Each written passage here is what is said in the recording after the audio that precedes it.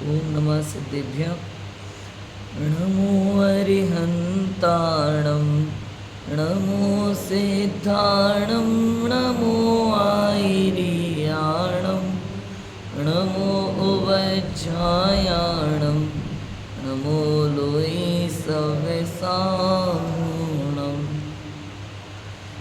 नमः श्रीवर्धमानाय निर्धूतकलिलात्मने सालोकानां त्रिलोकानां यद्विद्यादर्पणाय ते उत्तम क्षमा मार्दव्याजव भाव है सत्य शौच संयम तप त्याग उपाव है आकिंचन ब्रह्मचर्य धर्म दश सार है चौगति दुखते काढ़े मुक्ति करतार है।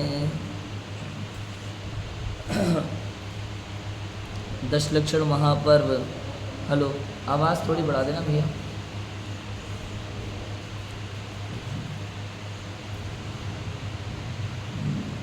दश लक्षण महापर्व हमारे चल रहे हैं। आज 8वां दिन है, उत्तम त्याग धर्म का दिन। त्याग का संसार में बड़ा महत्व है भैया। हेलो हेलो, चालू ही नहीं है शायद, नहीं है चालू। हेलो हेलो, हाँ चालू। हेलो हेलो हेलो, थोड़ी कम कर दो आवाज़। हेलो अब थोड़ा सा गला ज़्यादा खराब है। हेलो, नहीं लाइट बंद कर दो, कोई बात नहीं, ठीक है। हाँ तो भैया ऐसा है, त्याग का जगत में बड़ा महत्व है। समस्त संसार त्याग की बात करता है। सब लोग जब भी आप कोई वैराग्य जैसा जीवन देखोगे किसी का, त्यागी व्रति वाला, तो लोग उसकी प्रशंसा करते हैं। त्याग की पूरे जगत में प्रशंसा है, परिग्रह की भी है। जितना बड़ा आदमी उसकी प्रशंसा उतनी ज़्यादा होती है, लेकिन त्याग की बहुत अधिक प्रशंसा है जगत में।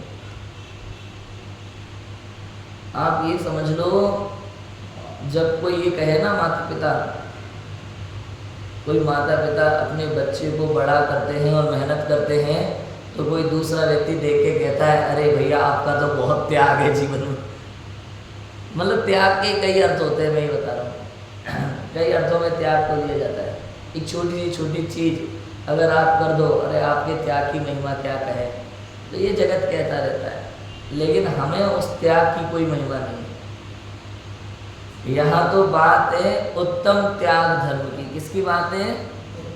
उत्तम त्याग धर्म की। उत्तम माने सम्यक दर्शन। ये त्यागी जीव जो होते हैं ना, ये सम्यक दृष्टि होते हैं भाई साहब।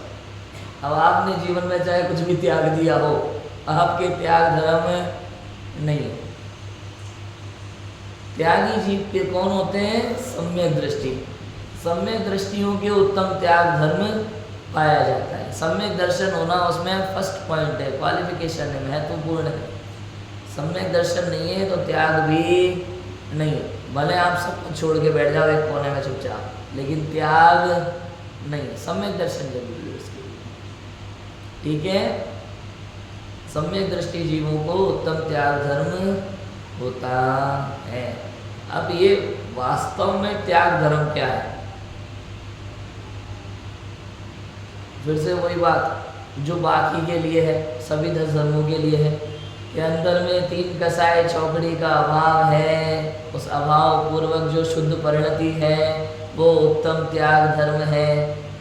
पंचम गुण स्थानवर्ती के 2 कसाय चौकड़ी के अभाव में जो शुद्ध परिणति है वो एक देश उत्तम त्याग धर्म।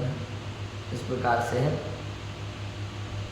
ये उत्तम त्याग धर्म है वास्तव में। त्याग का मतलब क्या है? हमें क्या त्याग करना है भाई सब? जगत में क्या क्या चर्चा चलती है त्याग के विषय में, बताओ। कुछ दे देने का भी जगत में त्याग कहते हैं, कुछ दे देने को भी जगत में क्या कहते हैं, आपके पास 1 करोड़ है, 50 लाख दे दिया तो बहुत बड़े त्यागी हो, अपना 50% आपने दान कर दिया। दान दान इसको भी त्याग कहा जाता है, दान को भी जगत में त्याग समझा जाता है, लेकिन दान में और त्याग में बहुत बड़ा अंतर है। सबसे महत्वपूर्ण तो ये समझ लो, त्याग अपनी वस्तु का होता है या किसी और वस्तु का, बताओ। सोचो सोचो, फिर से सोचो। दूसरी वस्तु का दान होता है, और त्याग किसका होता है?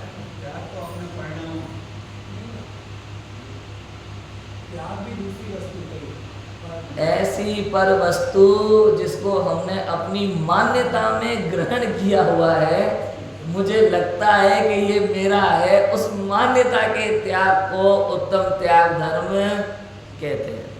समझ में आया? मैं तो पर वस्तु का त्याग कर ही नहीं सकता, सवाल ही नहीं है।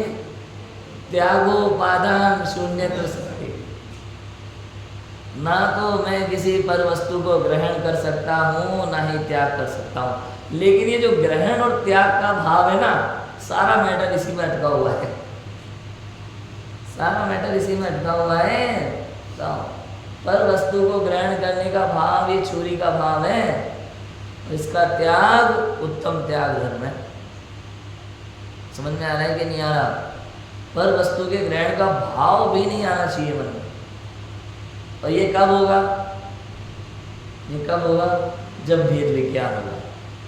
ये मैं हूँ, ये मैं नहीं हूँ, ऐसा भाव जब हो जाएगा, तब इस जीव को उत्तम त्याग प्रकट होगा। तो जितने जितने अंश में वीतरागता बढ़ेगी, उतने उतने अंश में त्याग धर्म बढ़ता जाएगा, परिणाम निर्मल होते जाएंगे। लेकिन सबसे पहले भेद विज्ञान जरूरी है। पूरा उत्तम त्याग धर्म भेद विज्ञान पे टिका हुआ है। ये मैं हूँ और ये मैं, अनादिकाल से मेरी ऐसी भूल है कि मैं समस्त संसार को अपना मान के बैठा हुआ हूँ। तो ये मोह की महिमा है। इसलिए त्याग करना तो किसका करना? मोह का करना।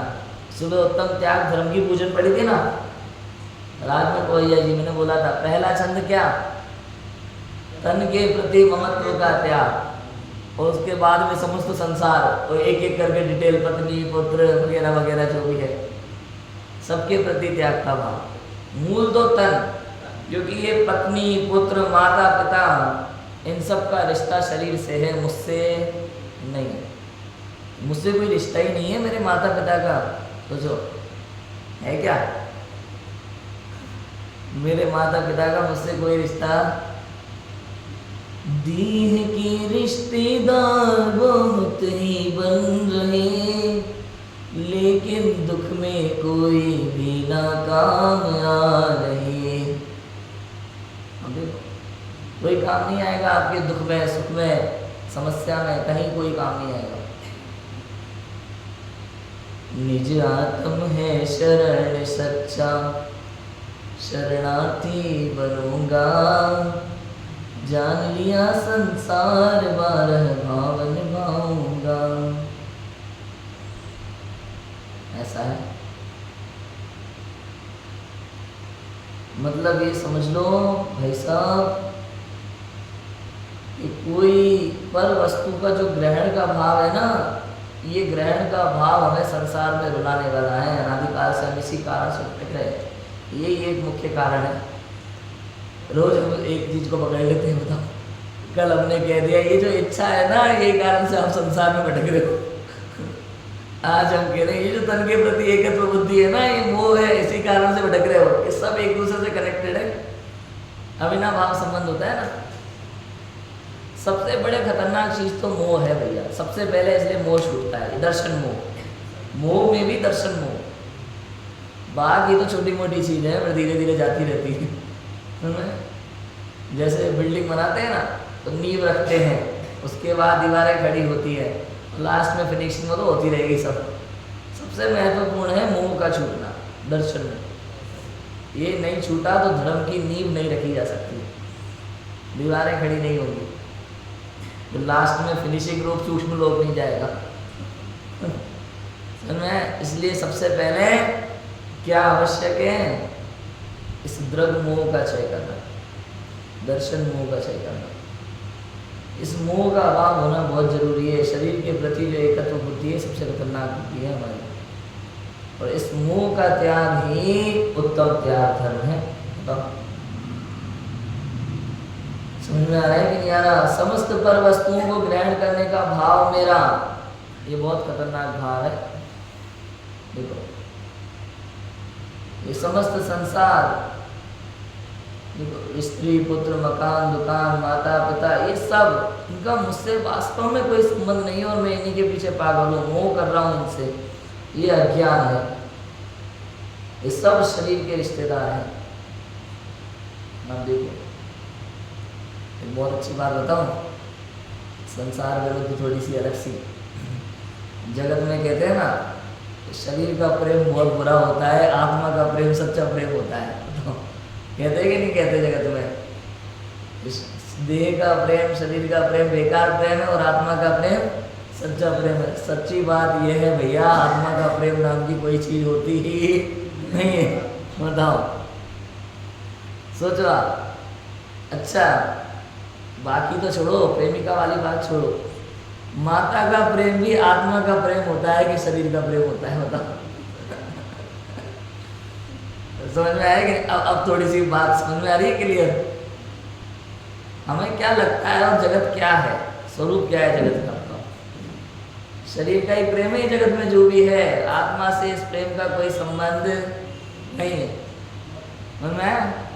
और हम जो कहते हैं आत्मा की बात, आत्मा से प्रेम की बात, तो भैया जब अब लौकिक में कहते हैं हमारे यहाँ तो चलो आत्मा जो है 2 से 3 से 4 समय में जन्म ले लेती है, लेकिन अन्य मतों में आत्माएं भटकती है। अगर तुम आत्मा से प्रेम करते हो और कल को सामने आ गई तो तावीज बनवाने पड़ेगा। बताओ समझ में आ रहा है कि नहीं आ रहा? कुल मिला के बात ये, मोह का भाव, ये प्रेम का भाव केवल और केवल शरीर के साथ संबंध रखता है, आत्मा से इसका कोई संबंध नहीं है। मैं इससे सर्वथा भिन्न हूं। बताओ, हम कहते भाई परिवार का मोह, अरे परिवार का मोह क्या यार, तन का मोह छोड़ दो, परिवार का मोह अपने आप छूट गया। मन आया कि नहीं आया? परिवार का मोह छोड़ने के लिए सबसे पहले शरीर के मोह का त्याग करना पड़ेगा। जैसे अगर किसी को बनियान उतारनी हो तो पहले शर्ट उतारना जरूरी है,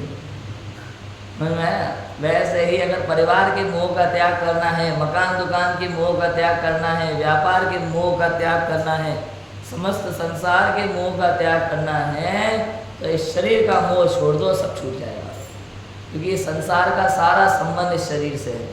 ये जो प्राप्त पर्याय में तन्मयता जिसकी चर्चा हम सुबह कर रहे हैं, वही बात है सेम टू सेम पूरी। मोह में भटक रहा है ये जीव, पर इसका मोह कितना खतरनाक होता है आप सोच नहीं सकते, इतना गजब का मोह है।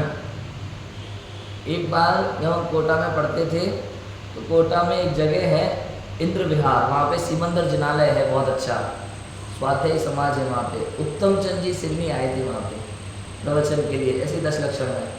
हम 11-12 में थे तो हम लोग गाड़ी से वहाँ प्रवचन सुनने जाते थे उत्तम चंद जी भाई सब के। एक बहुत अच्छा उदाहरण मुझे याद आ रहा है जो उन्होंने दिया था कि वो बोले, उत्तम चंद जी भाई साहब ने बताया कि एक बार वो 10 लक्षण में ऐसे ही कहीं पे गए थे प्रवचन करने के लिए, और उनको भोजन करने जाना था कहीं पे। और जब उनको भोजन करने जाना था, जिसके साथ में वो जा रहे थे, एक मकान देख करके वो भाई साहब बोले पंडित जी से, भाई साहब ये मकान अपना है। अच्छा तो चलो, नहीं अपना नहीं, बेच दिया अपने, अभी अपना नहीं है। उधर एक बिल्डिंग में कंस्ट्रक्शन का काम चल रहा था, उधर बोले भाई साहब ये मकान अपना है। अच्छा लेकिन यहाँ तो कुछ है नहीं। अरे नहीं, मतलब ये मकान अभी बिल्डिंग बन रही है ना फ्लैट, इसमें से अपन खरीदने की मैं सोच रहा हूँ, तो ये भी अपना है। आगे जा कर के तीसरा मकान, जब वो बोले भाई लो अपना घर आ गया। अच्छा ये आपका घर है? हाँ। चलो नहीं मतलब हम यहाँ किराए से रहते हैं। आपका घर है? नहीं हम यहाँ किराए से रहते हैं। मतलब आप देखो घर उसका एक भी नहीं है, एक भी घर उसका नहीं है, लेकिन 3 घरों में उसकी ममत्व बुद्धि पड़ी हुई है। ये मोह की महिमा है। मान्यता में 3 घर उसने अपने बना रखे हैं। सोचो आप, ये भी मेरा है, ये भी मेरा है, ये भी मेरा है, ऐसे करके। ऐसे हम लोग कितना मोह करते हैं संसार में, बताओ। स्कूल मेरा, परिवार मेरा, शहर मेरा, गांव मेरा, धर्म, क्या क्या मेरा है। अरे मेरे सिवा मेरे अनंत गुणों का साम्राज्य ये मैं हूँ, मेरे सिवा मेरा इस संसार में कोई भी नहीं। ये सच्ची भावना है, ये त्याग की भावना है, ये त्याग है। अरे भैया ग्रहण त्याग का तो मतलब ही नहीं है स्वभाव में। ये आत्मा अनादि अनंत त्रैकालिक त्याग स्वभाव रूप है। त्याग स्वभाव रूप मतलब समझे, स्व से एकत्व पर से विभक्त, स्व से एकत्व पर से विभक्त। ये एकत्व विभक्त आत्मा पर द्रव्य की मुझे कहीं भी रंच मात्र भी आवश्यकता ही नहीं है, इसका नाम क्या है? त्याग। ये सबसे उत्तम त्याग होता है।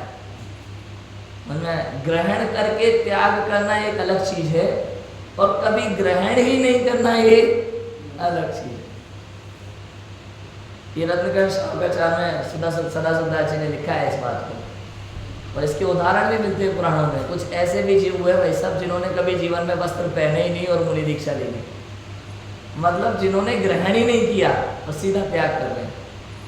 आप सोचो ऐसे जीव हुए भाई, 8 वर्ष की उम्र तक बच्चे कपड़े नहीं पहने, और उसके बाद में तो समय आया उन्होंने दीक्षा ही ले ली सीधी, कभी जीवन में कपड़े नहीं पहने।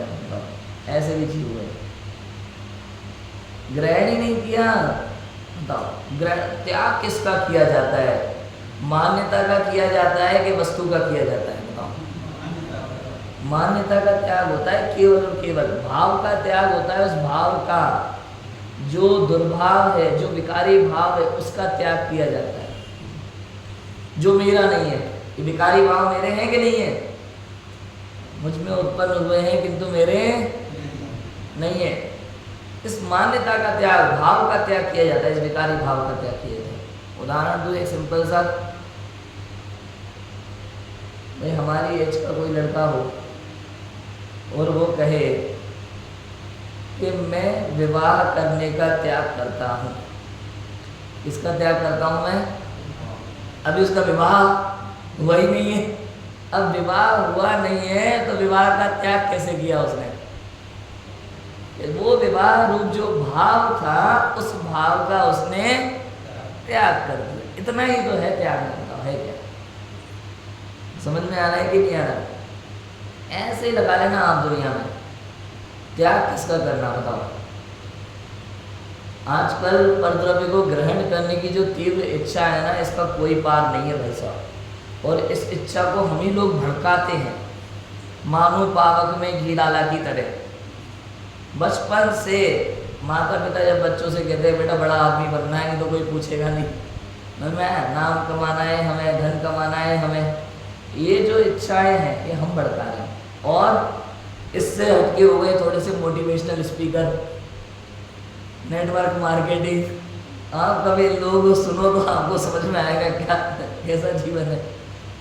ये मोटिवेशनल स्पीकर होते हैं, नेटवर्क मार्केटिंग वाले जो होते हैं ना, ये लोग एक व्यक्ति को पकड़ते हैं, समझदार पुरुष को, और अपने पास शांति से बड़े सम्मान के साथ बिठाते हैं, जैसे वो राजा है। ऐसे सम्मान के साथ बिठाते हैं और कहते हैं ऊपर की तरफ देखो, दिख रहा है वो 5 करोड़ का बंगला, दिख रही है 20 लाख की कार, ये तुम्हारी हो सकती है, तुम बस मेहनत करो। समझ में आ रहा है कि नहीं आ रहा? ऐसे आपको भड़का देते, अरे जीवन में कुछ भी पाना संभव नहीं है, तुम कोशिश करके देखो, कोशिश करने वाले की कभी हार नहीं होती। वो 2-4 सुक्तियाँ सुना देंगे अच्छी अच्छी, हैं? बताओ ये सत्य है? आवाज क्लियर आ रही है ना? हाँ सोचो आप, ये सुक्तियाँ जो बनी है कैसे बन रही है अपने आप ही? हम तो आंख बंद करके फॉलो कर रहे हैं, कह दिया किसी महाविद्वान ने, हमने स्वीकार कर लिया। बताओ, कोशिश करने वाले की कभी हार नहीं होती, सबको एवरीथिंग इज पॉसिबल। हाँ, इंग्लिश की बहुत बढ़िया सुक्ति है, एवरीथिंग इज पॉसिबल। बताओ राइट है? एवरीथिंग इज पॉसिबल, ये सही है सुक्ति? पूर्ण रूप से गलत है, बिल्कुल भी सही नहीं है। अरे जिसके लिए जो पॉसिबल है उसके लिए वो पॉसिबल है, और जिसके लिए जो इम्पॉसिबल है उसके लिए वो सदैव इम्पॉसिबल है। बताओ, जो पॉसिबल है वो पॉसिबल है, जो इम्पॉसिबल है वो ये जैन शासन है हमारा। बताओ, एवरीथिंग इज पॉसिबल। बताओ, 2.5 दीप के बाहर पैर रख के दिखाओ आप मनुष्य पर्याय में। बताओ, एवरीथिंग इज पॉसिबल है ना।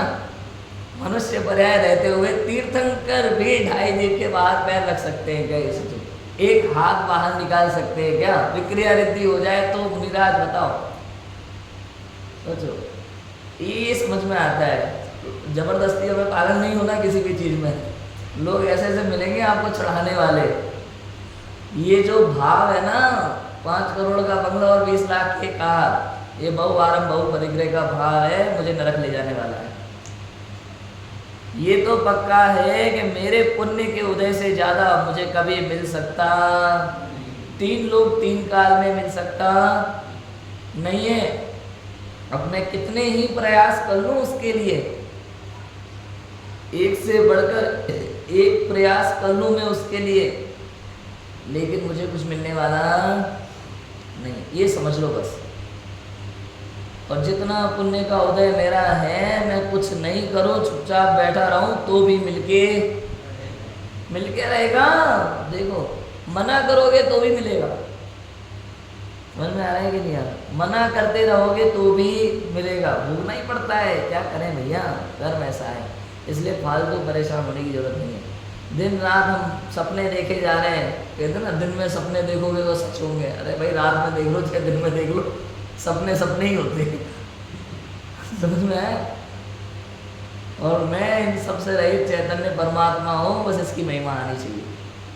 मुझे संसार की किसी भी वस्तु की रंच मात्र भी आवश्यकता नहीं है। मैं अपने स्वभाव में परिपूर्ण हूँ, परिपूर्ण हूँ मैं, रंच मात्र भी कमी नहीं है। बताओ,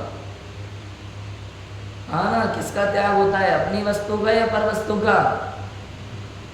पर वस्तु का त्याग होता है, अपनी वस्तु का त्याग होता नहीं है। मेरा क्या है? ज्ञान आदि अनंत गुण, ये मैं हूं। अब बताओ, आप त्याग कर सकते हो कि नहीं कर सकते? शक्कर मिठास का त्याग कर सकती है कि नहीं? नमक खारेपन का त्याग कर सकता है कि नहीं? नींबू खटास का त्याग कर सकता है कि नहीं? ऐसे ही आत्मा अपने ज्ञानादि स्वभाव का त्याग कर सकता नहीं है, नहीं तो जड़ हो जाएगा। ये है समझने की बात। और बहुत सारे लोग ये कहते मिलेंगे आपको जगह जगह, भाई त्याग तो अपनी वस्तु का होता है। भाई साहब, अपनी वस्तु का त्याग करने का सामर्थ्य आप में है ही नहीं, कर ही नहीं सकते आप। और पर वस्तु का त्याग होता है। अरे भाई, पर वस्तु का ग्रहण किया हो तो त्याग करोगे ना। पर वस्तु का ग्रहण आपने किया नहीं है तो त्याग कहाँ से करोगे? तो भाई हमने तो फंसा दिया, अब क्या करना है? तो फिर उत्तम त्याग किया है भाई, ये मैं हूँ, ये मैं नहीं हूँ, ऐसा विचार करके जो मैं नहीं हूँ उससे दृष्टि हटा के जो मैं हूँ उस और दृष्टि को मोड़ लेना, इसका नाम उत्तम त्याग है। इसी का नाम तो त्याग है ना। सामान्य लोग व्यवहार की भाषा में मैं कहूँ, हम सदाचारी किसे कहेंगे? अरे जिसका किसी दूसरे की चीज की ओर ध्यान नहीं जाता, ये सदाचारी व्यक्ति कहलाता है। जिसके मन में किसी भी अच्छे व्यक्ति, किसी बड़े व्यक्ति की वस्तु को ग्रहण करने का, तो चोरी तो है, भाव नहीं आता, उसका नाम त्याग है। एक सिंपल सी कहानी सुना दो, छोटी सी। चाणक्य नीति। चाणक्य एक बार अपना काम कर रहे थे ऑफिस का, राजघराने का ऑफिस का काम कर रहे थे अपना, और उस समय लाइट वाइट तो थी नहीं, दीपक जला रखा था एक, अपना काम कर रहे थे वो ऑफिस का। उनके मित्र उनसे मिलने के लिए पधारे, और जब उनके मित्र उनसे मिलने के लिए पधारे और उनसे बात करना चाहे किसी विषय में, तो चाणक्य ने बताया क्या किया, वो दीपक बुझाया और दूसरा दीपक उनके पास एक और रखा था वो जलाया उनने, और अपना ऑफिस वाला वर्क थोड़ी देर के लिए साइड। अब बताओ भाई क्या बात है तुम्हारी? तो मित्र ने पूछा, भाई तुमने ऐसा क्यों किया, एक दीपक बुझा के दूसरा जलाया? कि भाई मैं ऑफिस का काम कर रहा था, वो जो दीपक था वो ऑफिस का दीपक था, इसमें जो तेल जल रहा था वो ऑफिस का तेल था। लेकिन अब चूंकि हम पर्सनल बात करेंगे अपनी, तो मैं ऑफिस के तेल का उपयोग, दीपक का उपयोग नहीं करूंगा। इसमें जो तेल है मेरे पैसों से खरीदा हुआ तेल है। ये भावना, ये भावना पर वस्तु को रंच मात्र भी ग्रहण ना करने की जो भावना है, इसका नाम त्याग है। नहीं कह रहा हूं। एक अन्य मति चाणक्य में इतनी सोच थी, बताओ। ये हम सभी के जीवन में होना चाहिए, ऐसा विचार, ऐसा भाव। भाई किसी और की चीज है तो मुझे चाहिए ही नहीं चाहिए, ऐसा भाव चाहिए। अंदर में ये भाव आना चाहिए, चाहे कुछ भी हो जाए, मैं अपनी मेहनत से खाऊंगा, अपनी मेहनत से जीऊंगा। कोई थोड़ा दे तो नहीं लेना, खुशी से दे रहे तो खुशी से भी नहीं चाहिए, तुम मत दो। मुझे तो बहुत लगता है, देखो ऐसा सच बताऊं मैं, रिश्तेदारों के भी यहाँ जाओ करो, मैंने तो इस चक्कर में मैं तो कहता हूँ गिनती कर लो परिग्रह की। भाई 10 जोड़ी कपड़े से ज़्यादा चाहिए ही नहीं, 11वां जोड़ी। अब बताओ दीदी के यहाँ जाएंगे, वो कपड़े देंगे तो क्या करना, मेरे पास 10 जोड़ी है, चाहिए ही नहीं।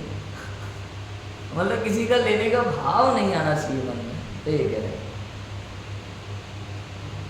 नहीं चाहिए, जरूरत ही नहीं है। आजकल तो ये परंपराएं बहुत गलत सलत चल रही हैं संसार में। लेन देने की भावना जो है ना, बहुत गलत भावना है। जिनके पास है दुनिया भर का वो तो दे देते हैं, उनका क्या जा रहा है। लेकिन जिनके पास नहीं है वो उसको निभाए जा रहे हैं, कर्ज लेकर के भी कर रहे हैं।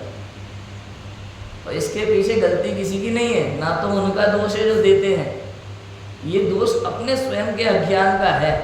अरे उसने दिया ठीक है, मैं क्यों लगाऊं उस परंपरा को निभाने में। कर्ज लेकर के भी उस परंपरा को निभाए जा रहे हैं, तो इसमें दोष अपने स्वयं के विचार का है, स्वयं के अज्ञान का है, दूसरों का नहीं है। समझना जरा, मूल बात क्या है कि मैं पर वस्तु ग्रहण कर सकता नहीं हूं। जबरदस्ती इच्छा करके बैठे हम, दुनिया, पूरी दुनिया को, संसार को पाने की इच्छा, समस्त संसार मेरा हो जाए, राज, पूरे देश पे राज करना है हमें, तो सब लोग मेरी बात माने, ये सब परिग्रह है। मन में आया भी नहीं आया, इनका सबका त्याग करना है। इच्छाओं का त्याग कर दो आप, मोह का त्याग कर दो। इच्छा मतलब राग द्वेष, मोह राग द्वेष तीनों का त्याग उत्तम त्याग धर्म है। देखो आप, ऐसा है। राग द्वेष आंशिक रूप से जाते हैं 5वें गुण स्थान में, 7वें गुण स्थान में, और पूर्ण रूप से राग द्वेष कब चले जाते हैं, 12वें गुण स्थान में अंतिम समय, तो 13वें गुण स्थान में प्रथम समय। ऐसा तब केवल ज्ञान हो जाता है, 4 घातियां कर्मों का नाश करके अरहंत अवस्था में विराजमान होते हैं। ये मोह राग द्वेष, ये हमें संसार में भटकाने वाला है, इनका त्याग करना ही उत्तम त्याग धर्म है। बताओ, हमें लगता है, अब बताओ, पैसों का त्याग ही हम तो त्याग मानते हैं, और वो भी दान, वो तो दान कहलाता है, और दान को ही हम तो त्याग समझ लेते हैं। बताओ, और दान के बारे में भी अगर बात करें तो आजकल तो ये दान नहीं मांग होता है, वास्तव में देखा जाए तो। कहाँ दान देना है, कहाँ दान नहीं देना है, इसकी समझ ही नहीं है। मैं सोनागिर में हमारे बच्चों से कहता था हमेशा कि बेटा, पैसा तो अपनी ज़रूरत के अनुसार आप कमाना सीख ही जाओगे, सीखना है तो उसे खर्च करना सीखो। आप क्या सीखो? खर्च करना सीखो। पैसा कमाना तो आपकी ज़रूरतें आपको सिखा देती हैं। होता है कि नहीं होता, बताओ। शादी से पहले कोई किसी की क्या सैलरी होती है, उसमें ही उसका खर्चा मुश्किल से चल रहा होता है, और शादी के बाद पूरे परिवार का चला लेता है। कैसे क्या करता है वही जाने, लेकिन अपने आप सीख जाता है। जैसी जैसी ज़रूरत होती है वैसे काम व्यक्ति अपने आप मनुष्य कर ही लेता है। इसलिए कहा मैंने, पैसा कमाना तो आपकी ज़रूरतें आपको सिखा देती हैं। खर्च करना सीखना है तो खर्च करना सीखना। मेरे पास एक बच्चा आया, उसने कहा मेरा बर्थडे है, मुझे टॉफ़ी बांटनी है। कौन सी बांटनी है? कि 5 रुपये वाली मंच। अब वो मंच टॉफ़ी बांटेगा 5-5 रुपये की। अगर 25 बच्चे हैं तो कितने पैसे हो गए? 125 रुपये। मैंने कहा तो चिंता मत कर, 125 रुपये थोड़ी परमल लेकर आओ और बस उतना ही लाओ। और मैं भोजनशाला में बोलता हूँ यहाँ टमाटर मिर्ची सब बना करके रेडी रखेंगे और जो नमकीन बनता है भोजनशाला में रेडी रखेंगे। बहुत बढ़िया भेलपुरी की पार्टी होगी आज सभी बच्चों के लिए तुम्हारी तरफ से इसी 125 में। अब बताओ, मतलब खर्च करना सीखना। आप बाजार की वो डेयरी मिल्क जिसमें गाय स्टोर की चर्बी होती है वो बांट दोगे, उससे क्या होने वाला है? क्या उसी पैसे में आप कितना अच्छा काम कर सकते हो। मैं ये कह रहा हूँ आपको, जब भी धन खर्च करो तो विचार करके करो इससे अच्छा इसमें क्या हो सकता है। समझ में आया कि नहीं आया? ये चीज़ें सीखने जैसी। और हम लोग तो दान को भी क्या समझ रहे हैं, जहाँ जरूरत नहीं है वहाँ खूब देंगे और जहाँ जरूरत है वहाँ निकलता नहीं है। समझ में आ रहा है कि नहीं आ रहा? गांव-गांव में ऐसे कुछ मंदिर हैं जिनको जीर्णोद्धार की अत्यंत आवश्यकता है, वहाँ कोई पैसे देने वाला नहीं है। कोई पैसे देने वाला नहीं है। वीडियो आ रही है फेसबुक पे दुनिया भर की, इंस्टाग्राम पे, ये कोई झांकने नहीं जाता वहाँ। झाड़ियाँ उग रही हैं दुनिया भर की, हालत खराब है, लोग कब्जा कर रहे हैं, लेकिन किसी को कोई फर्क नहीं पड़ता। दान कहाँ आएगा? जहाँ ऑलरेडी कमी नहीं है जरा सी भी, वहाँ तुम और दे दो दुनिया भर का। इसे तब लगता है आपने अपनी बुद्धि को बीच खाया, तब समझ में आता है। और थोड़ा उदाहरण दो क्लियर इन विषयों में, बहुत सारी बातें हैं। दुकानदार होते ना, सामान्य दुकानदार, कोई बड़ा अफसर टाइप आदमी आ जाए, पैसे वाला आदमी आ जाए और कुछ खरीदे, अरे साहब आपसे क्या पैसे लेगा। और कोई जरूरतमंद आ जाए तो उसको जरूरत हो तो उसको बहुत बुरी तरह से बेइज्जती करके भगा देते हैं। इससे पता चलता है, इससे सारा निर्णय होता है हमारा इन चीज़ों से। आप सोचो जरा, विचार करो। और कहीं ना कहीं हम सब ये देखते हुए इन बातों का विचार नहीं कर पाते, क्या सही है क्या गलत है। बताओ, लगता है ऐसा विचार आता है ये सब देख करके? अब मुझे तो बहुत लगता ही है ये सब चीज़ें। एक बार जब मैं पार्ला मंदिर में जॉब पे था तो एल्यूमिनियम की सीढ़ी की आवश्यकता थी। वहाँ पे पीछे एक दुकान थी, जाते जाते हम खाली भाव पूछने गए तो उन्होंने पहचान लिया, हम लोग मंदिर में, उन्होंने देखा होगा, श्वेतांबर जैन की शायद दुकान थी। और उन्होंने बस ये पूछा, अच्छा आपको मंदिर के लिए चाहिए, लेके जाओ, आपको कौन सी चाहिए आप ले जाओ, ऐसे ले जाओ, हमारी तरफ से ले जाओ। तो मैं मतलब वहाँ लाखों करोड़ों रुपया है, कोई चिंता नहीं है, आपको अभी पूरा पैसा दे देंगे हम। लेकिन यहाँ वो अपने आप देने को तैयार है, लेकिन किसी के पास नहीं हो, उसको ज़रूरत हो, बताओ उसको देगा वो? सवाल ही नहीं है। यहाँ थोड़ा सा ऐसा लगता है कि भैया आपको अपनी बुद्धि का प्रयोग करना चाहिए, कहाँ ज़रूरत है, कितनी ज़रूरत है, उस हिसाब से आप दान। ये त्याग नहीं है, लेकिन ये धर्म भी नहीं है। ये दान क्या है? ये समझ है, ये नैतिकता है, ये संस्कार है कि हमारे पास यदि आवश्यकता से ज़्यादा है तो हम किसी की हेल्प करें। किसकी हेल्प करें? किसी की, ऐसा नहीं, आवश्यकता, ज़रूरतमंद की हेल्प। और ये कोई धर्म, ये सदाचार है, ये आपकी नैतिकता की पहचान है। यदि आप सज्जन पुरुष हैं तो ऐसी चीज़ें आपके जीवन में होना चाहिए। एक बार सुमन जी वैष्णव ने अपने प्रवचन में बताया था, हमला के आधार से उन्होंने कहाँ पढ़ा था, तो उन्होंने कहा भाई आपके पास यदि धनाधिक है और आपको दान देने की जो बात आती है वहाँ, तो इस तरह से आती है। सबसे पहले तो अपने परिवार में देखो क्या ज़रूरत है, उसको पूरी कर लो। उसके बाद भाई बंधुओं को देख लो, रिश्तेदारों को देख लो, अड़ोसी पड़ोसी, मोहल्ला, सिटी, यदि आपको कहीं जरूरत पड़े, उसके बाद वहाँ मंदिर का नाम लिखा है। और ये रत्नकंठ श्रावकाचार्य में भी सदाशिवदास जी ने उत्तम त्याग में ये लिखा है, मैं अभी पढ़ रहा था। सबसे पहले आप अपने परिवार की पूर्ति कर लो, उसके बाद आप मंदिर में अधिक है तो दान। और हम क्या करते हैं अभी वर्तमान में? सबसे पहले पूरा का पूरा वहाँ रख दो, भगवान को जरूरत है कि नहीं? हमारा तो क्या है? ये सब सोचने विचार करने की बातें हैं। मैं आपसे कहता हूँ, आप प्राचीन मंदिरों में जाके देखो, आपको ऐसे कितने प्राचीन मंदिर मिले हैं जहाँ सोने के काम हो रखे हो मंदिर में? बताओ, कितने प्राचीन मंदिर देखे आपने ऐसे जहाँ स्वर्ण के काम हो रखे दीवार में, हीरे मोती जड़े हो दीवारों में, बताओ। चट्टान की वो पत्थर की प्रतिमाएं होती हैं जिनसे वीतरागता झलकती है, बताओ। सोचो आप। और हम क्या कर रहे हैं? अपना पेट काट काट के जो पूरा पैसा इकट्ठा हो रहा है, भगवान के चारों तरफ सोना लगा दो भैया, उससे क्या हो जाएगा? जबरदस्ती की चीज है। इसलिए कहते हैं हम अपने दिमाग का प्रयोग ही नहीं करना चाहते। जो समाज में धड़ल्ले से चल रहा है बस उसमें हमें दौड़ना है बिना विवेक का प्रयोग किए। समझ में आया कि नहीं आया?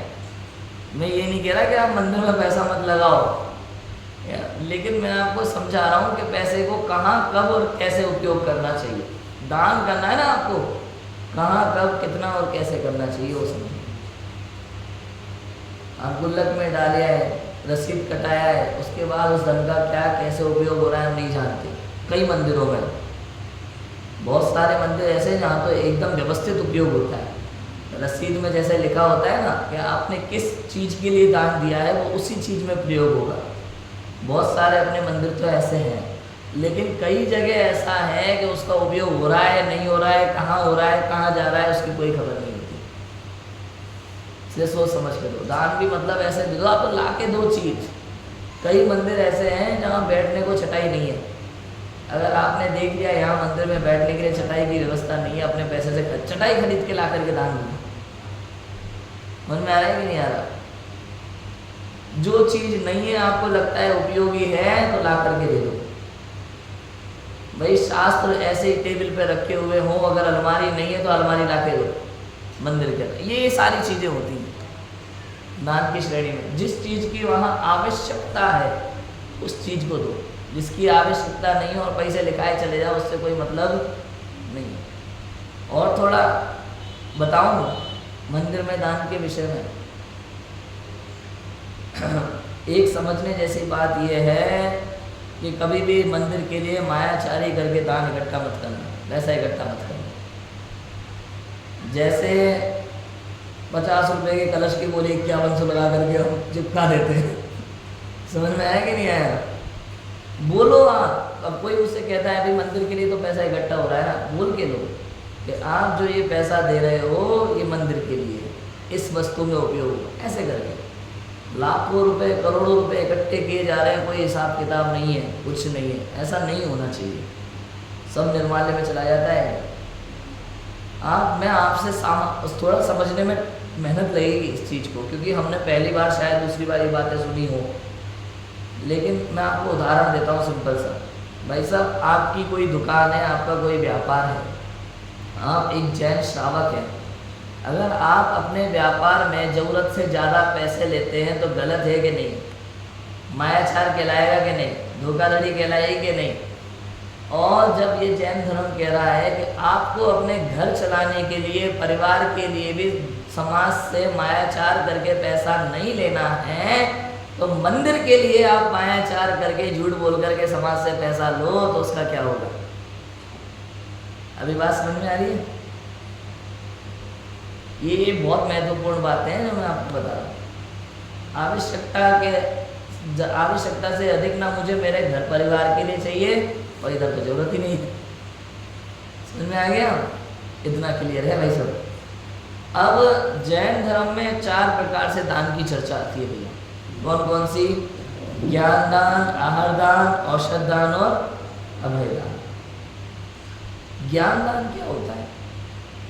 ज्ञान दान मतलब क्या? चाय की दुकान पे बैठे ज्ञान दो, कुछ भी न्यूज़पेपर पढ़ते पढ़ते किसी को भी कुछ भी ज्ञान दे दो, ये ज्ञान दान हुआ? किसी ने कुछ भी कहा और हमने अपना ज्ञान देना शुरू कर दिया, ये ज्ञान दान है? आजकल तो जगह जगह ज्ञानी बैठे हैं ना, बहुत है। अगर मान लो किसने कह दिया भैया पैर में बहुत दर्द होता है, आप देखो चारों तरफ डॉक्टर बैठे दिखाई देंगे आपको, अलग अलग जड़ी बूटियों के ज्ञान बंटना शुरू हो जाएंगे तुरंत के तुरंत। सब डॉक्टर है, देखो आप। इसका नाम ज्ञान दान नहीं है। आत्महित के लिए किसी पात्र जीव को आत्महित का उपदेश देना, शास्त्र अनुसार, आगम के अनुसार, इसका नाम क्या है? ज्ञान दान है। बताओ ज्ञान दान मतलब क्या? किसी की पढ़ाई में मदद कर देना, इसका नाम ज्ञान दान। हाँ, अब लगाते रहना दुनिया भर में। एक लाइन मैंने पॉजिटिव बोल दी, नेगेटिव में आप पूरी दुनिया लगा लो। आत्महित के लिए आत्महित का आगम अनुसार उपदेश देना, इसका नाम है ज्ञान दान। आहार दान क्या है? चतुर्संग मुनि आर्य का श्रावक श्राविका को शुद्ध प्रासुक भोजन कराना। वो भी कैसे? आहार बेला के समय स्वयं आने पर अपने लिए बनाए शुद्ध प्रासुक भोजन में से यथा योग्य, मुनि आर्य का श्रावक श्राविका को यथा योग्य, जैसा उनकी विधि है अलग अलग, यथा योग्य विधि पूर्वक आहार देना, इसका नाम है आहार। समझ में आया? अब इसमें भी शुद्ध प्रासुक भोजन और यथा योग्य, इसके अलावा स्वास्थ्य अनुकूल और तप के अनुकूल। इसके अनुकूल, स्वास्थ्य अनुकूल और तप के, ऐसा भोजन देना चाहिए। दिगंबर मुनिराज तो सर्वोपरि होते हैं, जिसमें उनको कैसा आहार दे बताओ? 56 भोग। भाई मुनिराज हमारे घर आए हैं, दाल रोटी खाएंगे तो कितनी बेकार बात है। तो क्या बनाए मुनिराज के लिए? रसगुल्ले बनाओ बढ़िया शानदार। एक टाइम तो आहार लेते, हम तो 4 टाइम खा रहे हैं और मुनिराज तो एक टाइम लेते हैं। अब कल पता नहीं कब से पूड़ी नहीं खाई होगी, आज छोले की सब्जी और पूड़ी बनाई जाए, क्या बनाया जाए बताओ मुनिराज के लिए? भैया ये तामसिक आहार के त्यागी होते हैं वो, उनको एकदम नीरस सादा सिंपल आहार चाहिए, वो भी पूर्णोदर अवमोदर तप का पालन करते हुए भूख से कम थोड़ा सा आहार लेकर के वापस अपने जंगल को चले जाने वाले हैं।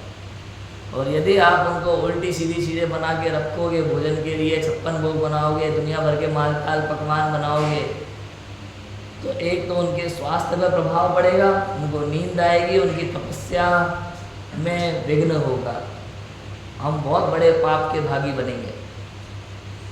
ये श्रावक का कर्तव्य है आहार देने से पहले वो ये तो समझ लेता है बाहर से कि कैसे बोलना है, हे स्वामी नमोस्तु नमोस्तु नमोस्तु, आहार जल शुद्ध है, ये सारी विधि सीख लेता है, पड़वान सीख लेता है। फिर अष्टद्रव्य पात्र प्रक्षालन करना, अष्टद्रव्य से पूजा करना, थाली दिखाना, ये सारी चीज़ें तो सीख ली, लेकिन ये नहीं सीखा कि मुनि को आहार में क्या देना क्या नहीं देना। बताओ आज के समाज के हिसाब से तो करो, हमने सब देखा है, ये सब सीख लिया, लेकिन ये नहीं सीखा कि मुनि के लिए योग्य आहार क्या है। इसलिए पहले उसका ज्ञान, कोई भी काम करते समय उसके विषय में ज्ञान होना तो अत्यंत विवेक पूर्वक क्रिया होनी, ये आहार का। औषध दान क्या है? यदि कोई ज्ञानी धर्मात्मा मुनि आर्य का श्रावक श्राविका अस्वस्थ हो तो योग्य समय पर विधि पूर्वक निर्दोष रूप से अहिंसक तथा प्रासुक औषधि देना, यथा योग्य निर्दोष उपचार कराना तो औषध। अब दिगंबर मुनिराज के लिए तो ऐसा होता है कि आपको रोग समझना पड़ेगा और आहार के समय उनको दिखा करके, बिना दिखाए तो आप दे ही नहीं सकते, कुछ भी नहीं दे सकते मुनिराज को। मुनिराज के कब कौन सा त्याग हुए वही जानते हैं, इसलिए जब भी वो आहार लेते हैं तो आपने चौके में जो भी बनाया है आपको पहले वो मुनि को दिखाना होता है कि आज ये बनाया है मैंने। उनमें से जो जिस चीज़ का उनका त्याग होता है वो अलग करवा देते हैं उसको पहले, ये सब चीज़ें होती हैं। रोग को समझ करके निर्दोष प्रासुक अहिंसक औषधि उसको रेडी करके आप मुनि को आहार के समय दे सकते हैं। ऐसे ही श्रावक श्राविका के लिए यथा योग्य उनको किस प्रकार से आवश्यकता है उस प्रकार से निर्दोष उपचार करना चाहिए। बताओ, जिस दवा में त्रस जीवों का या संगी पंचेंद्रिय जीवों का घात हो रहा हो वो दवा लेने योग्य है कि नहीं है? हमारे लिए, पहले पुरस्तानवर्ती जीव के लिए, अज्ञानी के लिए, किसी के लिए भी नहीं है, किसी के लिए भी नहीं है। जिन दवाइयों में संगी पंचेंद्रिय जीवों का भी घात हो रहा है ऐसी दवाइयाँ हम ले रहे हैं आज। एलोपैथिक में ज़्यादातर ऐसा है। वैक्सीन्स वगैरह तो कैसे बनती है आपको शायद पता हो, गर्भवती गाय वगैरह जो होती है उनके बछड़े से खून से उस तरह से बनाई जाती है। बहुत क्रूरता है। तो मैं तो यही कहना चाहूँगा भैया, किसी भी रोग के कारण से मृत्यु आ जाए तो स्वीकार कर लेना, लेकिन इस प्रकार संगी पंचेंद्रिय जीव की इतनी क्रूरता से हिंसा करके जो दवाई बनी हो, वो दवाई जैन श्रावक किसी के भी लेने योग्य नहीं। समझ में आया? इन बातों का भली भांति विचार कर लेंगे। और औषध समझ में आ गया, कौन सी दवा लेनी, कौन सी नहीं लेनी, कौन सी देनी, कौन सी नहीं देनी, कब लेना, कब नहीं लेना, कब देना, कब नहीं देना, इसका भली भांति विचार पूर्वक औषधान होता है। अभयदान, जीव मात्र की रक्षा का ध्यान रखना, किसी जीव की हिंसा ना हो इसका पूरा ध्यान रखना, मतलब ये अभयदान है। अभयदान, अभयदान की सिंपल परिभाषा में वर्तमान समय में कहूँ आपसे तो आप घुल मिलकर रहो सबके साथ, ही अभयदान है। लौकिक भाषा में कहूँ तो हमें ये लगता ही नहीं, हम क्या करते हैं जब तक सामने वाला डरे नहीं तब तक हमारे चंबल में तो एक पिता के लिए भी ये बात कही जाती है, असली पिता कौन? बच्चे जब तक आंखों में नहीं डरे तब तक पिता कैसा? ऐसा नहीं होना चाहिए। अभयदान, कोई भी आपसे अपने मन की बात कह सके, ऐसा आपका व्यवहार और आचरण होना चाहिए। हाँ, डर नहीं लगे किसी को। समझ में? नौकर मालिक से डर जाता है, क्यों? अरे चिल्लाएंगे फालतू में, कुछ गलत हो रहा हो ना, बताने का भाव भी हो और बताने से मालिक का काम बन जाए तो बताने से डरता है, क्या पता बहन मेरे को। समझ में है कि नहीं है? इसलिए व्यवहार निर्मल होना बहुत जरूरी है। सबके साथ प्रेम से रहो, किसी को हमसे डर ना लगे, किसी को हमसे भय ना लगे, इसका नाम अभयदान है। और हमें भी किसी से भय ना हो। पुत्र को पिता से भय होता है क्या? सम्मान, इज्जत, रिस्पेक्ट, भय है तो गलत है ना? हमको भी भय ना किसी से भय नहीं होना चाहिए। हमको कछु भय ना रे, जान लियो संसार, ऐसा होना चाहिए। कोई भय नहीं। हाँ, लेकिन एक भय होना चाहिए हम सभी को। सब तो भयों से रहित होने के बाद भी एक भय कहा है जो होना चाहिए हमारे अंदर, जिन आज्ञा भंग करने का भय। ये भय निरंतर होना चाहिए। बोलते समय, बात करते समय एक बात ये ध्यान रखना, जिन आज्ञा भंग ना हो जाए, इस बात का भय सम्यक दृष्टियों को भी निरंतर रहता है। जो सम्यक दृष्टि सप्त भयों से रहित होता है उनके भी ये भय पाया जाता है, जिन आज्ञा भंग ना हो। ऐसा अभयदान, जीव मात्र की रक्षा का ध्यान रखना, किसी जीव की हिंसा ना हो इसका पूरा ध्यान रखना, और व्रती साधु मुनिराजों के ठहरने के लिए वनों में बसतिका इत्यादि का निर्माण करना, जिससे वे अपनी साधना अतीन्द्रिय आनंद के साथ संपन्न कर सके, अभयदान कहलाता है। ये भी बहुत आवश्यक है। वन जंगलों में मुनिराजों के लिए बसतिका का निर्माण करना। बसतिका एक तो पहले एक सूखी घास की झोपड़ी जैसी अलग से होती थी, अंदर उसमें वो चट्टान वाले पत्थर जैसे भी होते, बैठ करके मुनिराज वहाँ ध्यान कर सकते हैं। ऐसी व्यवस्था है। ये सब हमें श्रावकों को करना होता है। ये अभयदान है। महत्वपूर्ण, किसी भी जीव की हिंसा मुझसे ना हो। षटकाय के जीवों की रक्षा करना, रक्षा का भाव, ये भी अभयदान है। देख देख के चलना, ये अभयदान है। समझ में आया? किसी से भी बात करो तो उसको हमसे डर ना लगे, ये अभयदान है। ये सारी चीजें अभयदान। ये निर्मलता होना बहुत जरूरी है भैया जीवन में। आजकल सब एक दूसरे से गुस्सा होकर बैठे हुए, पता नहीं क्यों। कौन किस पे लड़ रहा है, चिल्ला रहा है, पागल हो जैसे। कुछ कहने से भी लोगों से डर लगता है।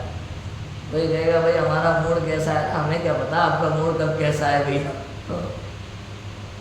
कई बार तो ऐसा लगता है, इसलिए मौन सबसे महत्वपूर्ण है जीवन में। मौन सबसे महत्वपूर्ण है जीवन में। आप बोलो ही मत, बताओ लोग कितनी जल्दी गुस्सा हो जाते हैं, नहीं होना चाहिए भैया। कहीं का गुस्सा कहीं निकल रहा होता है। ऑफिस में बॉस ने डांटा और यहाँ वो घर में बच्चे को बेचारे को सुना दिया। ऑफिस में अपने बॉस से डांट खा के आया कोई व्यक्ति और घर में बच्चे ने अच्छी सी ड्राइंग बनाई और आकर के पिता, पापा पापा पापा देखो मेरी ड्राइंग, और जो सुनाया उसको। तो मैं, ये क्या है भाई, ये सब चल रहा है हमारे यहाँ अभी। इसलिए कभी भी मैं बार बार इसलिए तो कहता हूँ, संसार में कोई मुझे सुखी दुखी करने में समर्थ, ये सब बातों को बराबर समझ लेंगे ना तो संसार की सारी समस्याएं हल हो जाएगी हमारी। परिवार में कोई हमसे डरेगा नहीं, स्त्री पुत्र माता पिता सभी से व्यवहार निर्मल रहेगा। क्या करना है, प्रेम से बात ही तो करनी है और करना क्या है, इतना ही तो करना है, इतनी सी बात है, ये अभयदान। लेकिन ये धर्म नहीं है भाई साहब।